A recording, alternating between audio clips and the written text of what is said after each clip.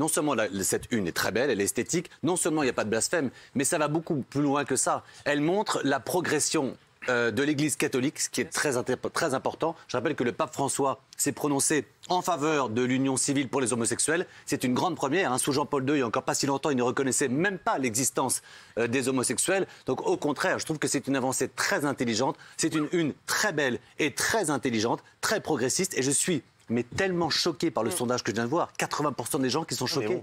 Parce que moi, je ne peux pas ne pas corréler le fait que les gens qui sont choqués par cette une, au fond d'eux, ils ne sont pas tout simplement.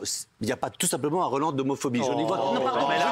Je n'y vois. Non, mais ça, Gilles, je n'y vois que ça. Je n'y vois que c'est dégueulasse. Ça, c'est dégueulasse. Mais c'est ce que vient de dire monsieur. Vous me taxez d'homophobe, moi. Non, mais vous êtes fou.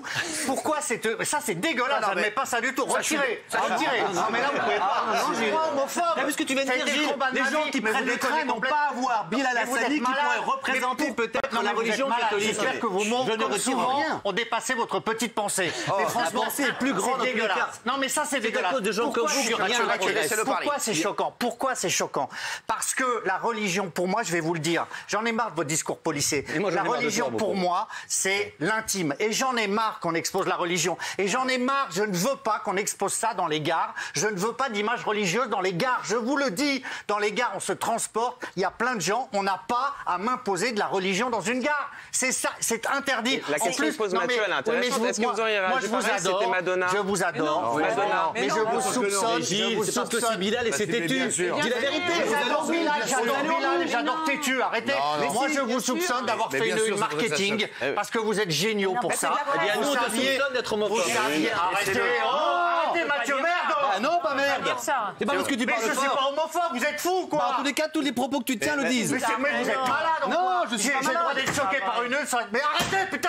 Qu'est-ce qu'il a? Non, mais ça, vous n'avez pas le droit de dire ça. Il y a des limites à pas dépasser. J'ai le droit, je dis ce que je pense.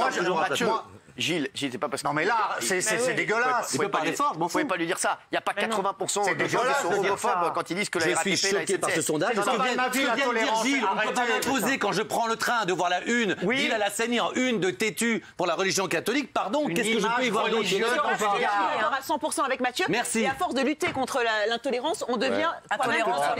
C'est trop facile. Merci. Mais c'est trop facile. Tu as des idées qui sont graves. C'est dégueulasse. Thomas, on va se calmer, parce que Thomas a un petit peu de douceur. Monde de brut. Et surtout que ce magazine, il est tout doux à l'intérieur. Il est tout doux, le magazine. Thomas, vous avez réussi votre coup avec cette une.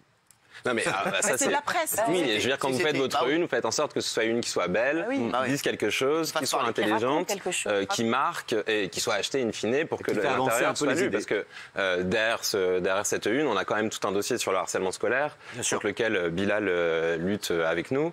On a évidemment plein de contenus. On a d'autres personnalités de l'année qui ont été nommées dans le dossier.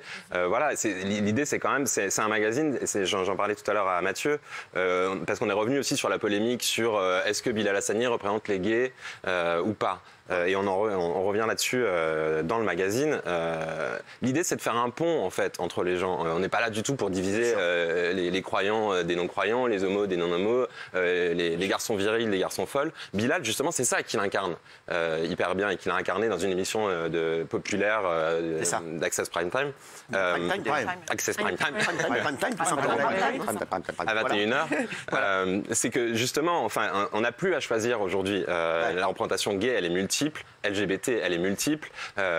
Et donc, Bilal, quand il fait sa danse, la première danse, je ne sais pas si vous vous souvenez, la première danse, le tableau sur Sia, là, quand il arrive et qu'il défonce la porte sur le plateau et qu'il fait sa première danse, qui est extraordinaire.